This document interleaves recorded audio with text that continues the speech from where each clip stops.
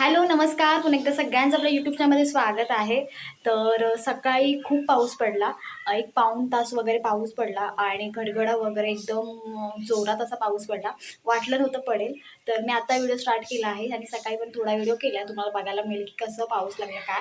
आणि मुलांनी तर लहान मुलांनी सगळ्यांनी मजा केली पावसामध्ये, कारण की असा मोठा पाऊस फर्स्ट टाईम पडला म्हणजे ह्याच्यामध्ये. तर जूनमध्येच पावसाला सुरुवात झालेली आहे आणि एकदम सकाळ सकाळ पाऊस पडला आणि त्यानंतर ऊनसुद्धा पडलेलं आहे, ते पण मी तुम्हाला आता दाखवते.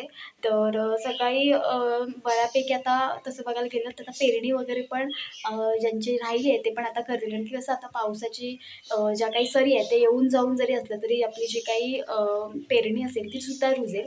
तर त्याच्यानुसारच पाऊस आता पडायला सुरुवात झालेला आहे. ज्यांची राहिली ते सुद्धा करून घेतील पेरणी. तर म्हणजे सकाळी एवढा पाऊस पडून पण काळे ढग एवढे येऊन पण आता समजा दुपारी वगैरे ऊन वगैरे पडलं होतं. अजून संध्याकाळ झाली आता, तर मी तुम्हाला दाखवते ऊनसुद्धा पडलेलं आहे. आणि आता तसं बघायला गेलं तर पावसाळा म्हटलं की फुलांना खूप सारा बहर येतो. त्याच पद्धतीने मोगऱ्याला सुद्धा खूप बहर येतो. तर आपण मोगऱ्याच्या कळ्या काढलेल्या आहेत, त्याचासुद्धा गजरा मी करणार आहे. ते पण तुम्हाला बघायला मिळेल. त्याचा व्हिडिओसुद्धा आपल्या चॅनलवरती आहे, पण ते पण तुम्हाला मी दाखवते. तर ऊन दाखवते चला. अरे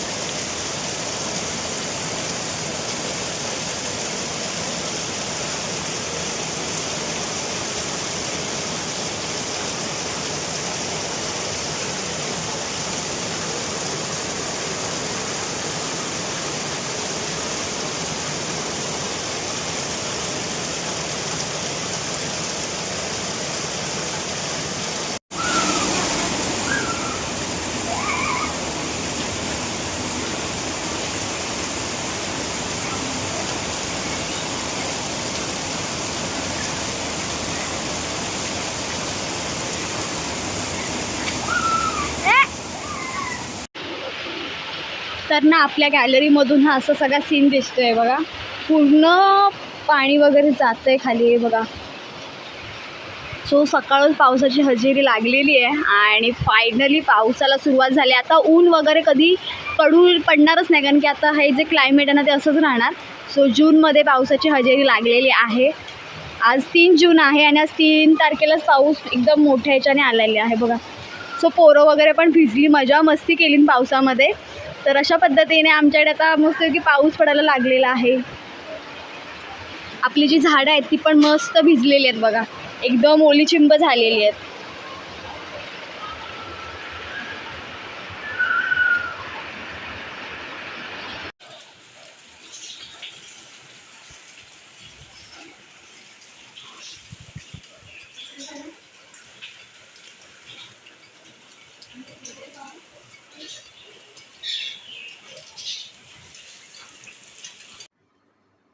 तर ह्या बघू शकता इथे एक मस्तपैकी मी काढलेल्या आहेत कळ्या. आणि आता पावसाचा सीझन आहे, तर पावसामध्ये आहेत ना खूप वेगवेगळ्या फुलांना बहर येतो. आणि मोगरा जर तुम्ही बघायला गेलात तर मोगऱ्याला उन्हाळ्यामध्ये पण बहर येतो, प्लस पावसामध्ये सुद्धा येतो. 2 ते 3 वेळा मोगऱ्याला बहर येतो.